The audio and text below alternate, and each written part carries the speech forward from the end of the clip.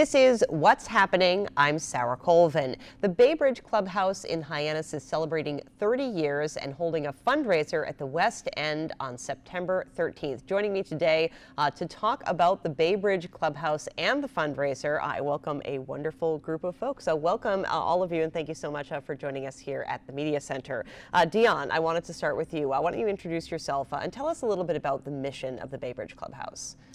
I'm Dionne. I'm the employment specialist at Baybridge Clubhouse, and Baybridge Clubhouse is located in downtown Hyannis on Main Street, right across from the Transportation Center.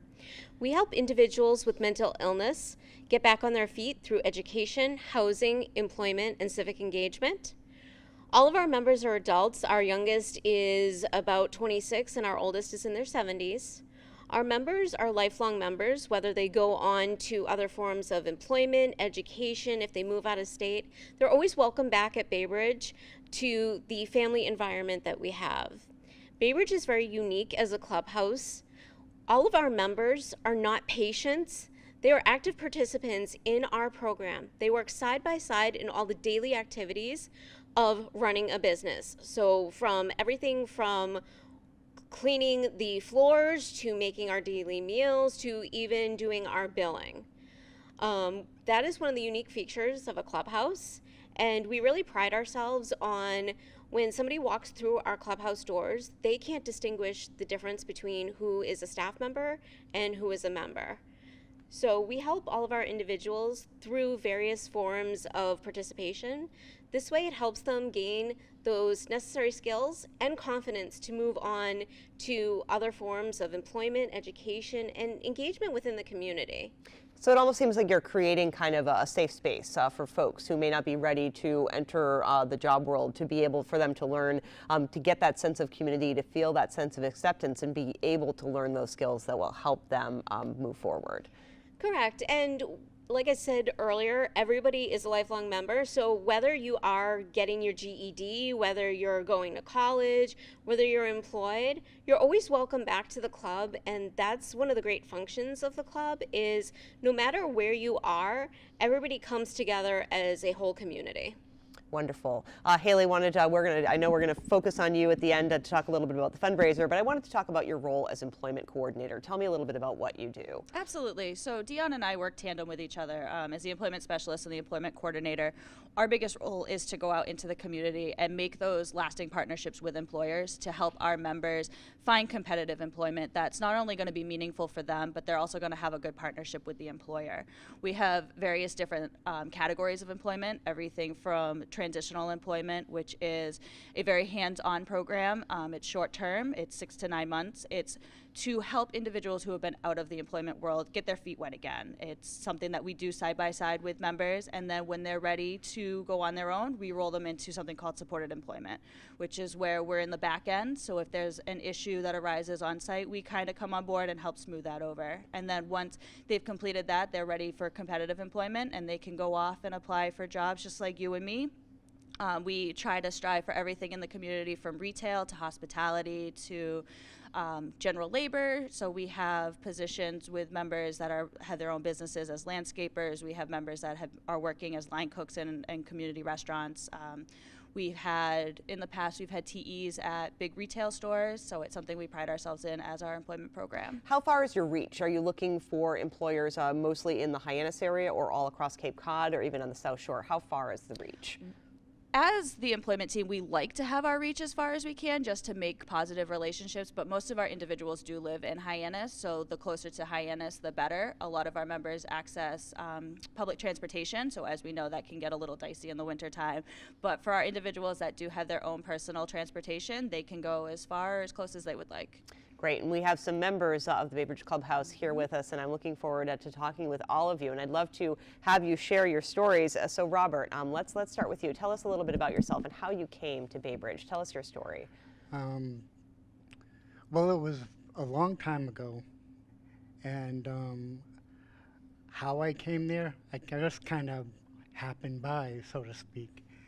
And it's a complicated story, but I was sitting there, not much to do, and I started to work with the Baybridge, with the admin unit, doing all the daily things, budget, attendance, stuff like that.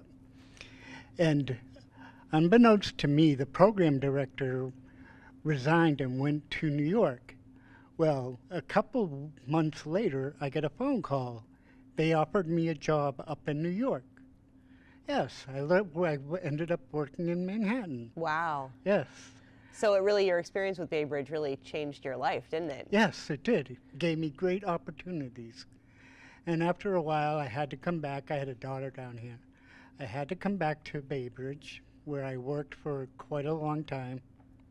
And right now, I'm back there again, trying to look for another opportunity.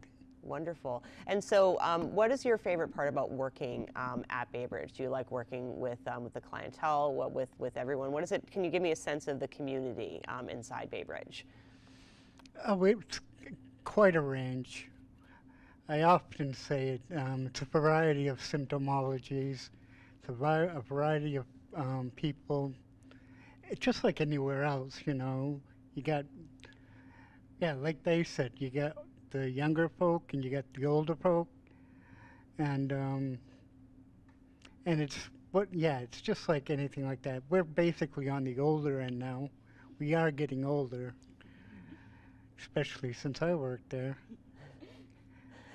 And so let's talk a little bit with Sean. Sean, introduce yourself and tell us your story. Hi, my name is Sean Geniak. I've been a member of Baybridge since 2000, and I utilized the clubhouse a lot more after my mother passed away back in 2014, and I've been pitching in and helping out ever since.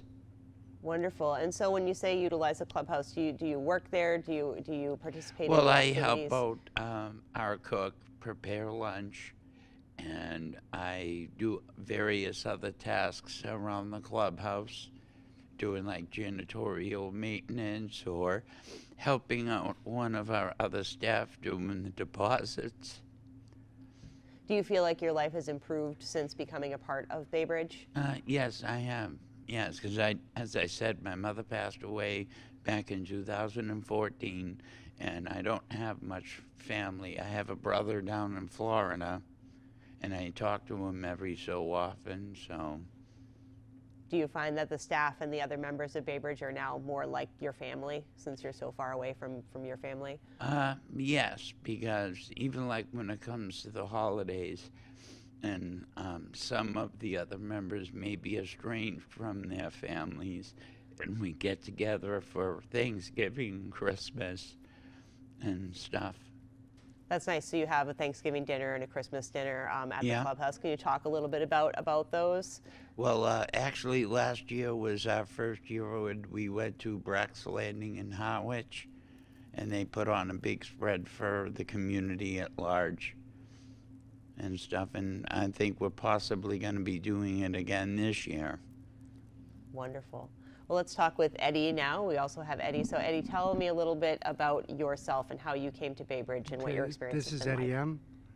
And before I came to Baybridge, I was very despondent, I was hopeless. Now, because I'm going to the program, I'm hopeful, and they're teaching me how to cook, so I can learn how to cook everything, and I don't have to pay for it. And that's my favorite day is Thursday. Why is Thursday your favorite Because day? it's culinary day, which means I can make anything I want. What have you learned how to make so far? We did some scallops dishes. We've done pork glaze. We've done various chicken dishes. And I feel so good at the end of the day. I can't wait to go home and tell my wife what I did. So how did you come across, how did you discover Baybridge? What made you want to What be a part of happened that? was, originally I was supposed to go to the Picasso Mental Health Center. And because of my insurance and because of their procedures, I was no longer welcome. So my wife called Baybridge for me. And she says, we found you another program. So this is why I stay at Baybridge, and I'll be there for a very long time. Did you find it challenging navigating the mental health system to try Yeah, to get it the is help that you because needed? it is because mental illness, no matter where you look at it, is always going to have that stigma, and we need to remove that stigma. Treat everybody the way you're supposed to. Absolutely. And Sean and Robert, I'd love to hear your thoughts on that too. So Sean, if you could share, did you have some challenges navigating the mental health system before you came to Baybridge? In a way, I did. I was mainly just in a main depression where I was just not really taking care of myself and staying sheltered. And ever since I started going to Baybridge on a regular basis, ever since, as I said, my mother passed away, it's helped me a lot and gives me a purpose, as I'm sure that Rob and Ed feel the same way as well. Absolutely. And Robert, for you, challenges that you found. Well, I started when I was 17, believe it or not. And yeah, you could say from 17 till now, it's been a variety of challenges, foster homes, residential programs, in and out of hospitals, things like that, homelessness, stuff like that.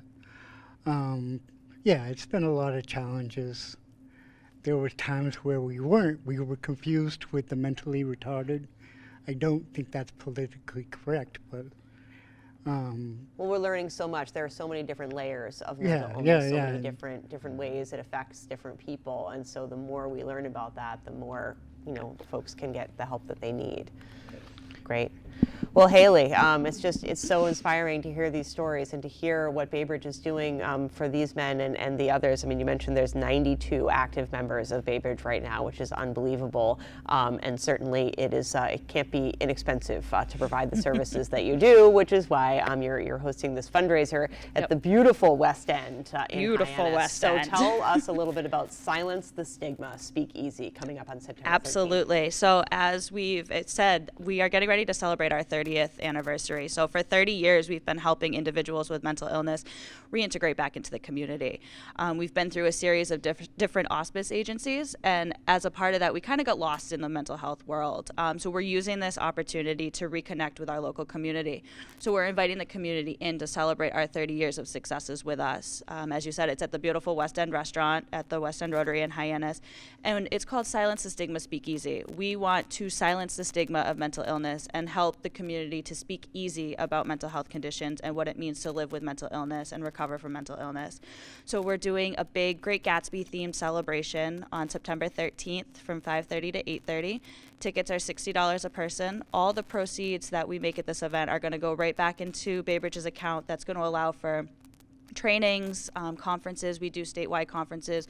We have opportunities to go outside of the state as well, but that also costs money. So this is going to allow us some flexibility and allow us to take more than just one or two members with us. We're hoping it opens the doors for a lot of different trainings and different opportunities. And it's also going to help us give back to the community as well and help participate in other events that the community is doing. So it's September 13th, 5:30 to 8:30. It's going to be an opportunity to network with our members as well as other professionals in the community. We're going to have member highlights. We have beautiful artwork, jewelry that our members have made. We have a big silent auction that we're planning with themed baskets. We recently partnered with the Red Sox, so we have some memorabilia from them that we're very excited for. Excellent. And there's going to be live music, dancing, and of course the wonderful food that the West End provides. And the fantastic mocktails that Yes. the West End makes. And I think this is a really great part about this fundraiser is that being mindful of those in recovery, Absolutely. it's a mocktail party. And I'll tell you, I have had the mocktails at the West End and they are fantastic. Oh yeah, everything the West End does is fantastic. But yeah, to be mindful of those in recovery, we are doing mocktails. All the juices are prepared by Jen Villa's local juice company. Everything's purchased here on the Cape. It's an awesome opportunity to support local farmers and our local community, and they're delicious, so why not? So if people want to get tickets for this event, should they buy them ahead of time? Can they get them at the door? How does that work? We do have to have tickets purchased ahead of time to give us a head count. We do have a limited number of tickets that we can sell based on the size of the room. I believe we have roughly about 200 tickets that we can sell. You can buy them online at www.baybridgeclubhouse.org/events, or Puritan of Cape Cod at 408 Main Street has generously offered to sell tickets outside of their location. So if you are in Hyannis, please feel free to stop by Puritan, check out that store, and also purchase tickets. Wonderful. Well, thank you all so much for coming in. Dionne, Thank Haley, you. Robert, Sean, and Eddie from the Baybridge Clubhouse in Hyannis. And again, the Speakeasy coming up on September 13th. Thank you. Thank you all so much. Thank you. Again, for what's happening, I'm Sarah Colvin. The Silence the Stigma Speakeasy to benefit the Baybridge Clubhouse is happening at the West End on September 13th. I'm Sarah Colvin.